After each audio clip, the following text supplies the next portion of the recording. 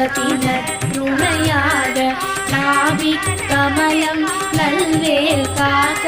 முப்பால் நாடியை முனைவேல் காக்க எப்பொழுதும் என எதிர்வேல் காக்க அடியேன் வசனம் அசை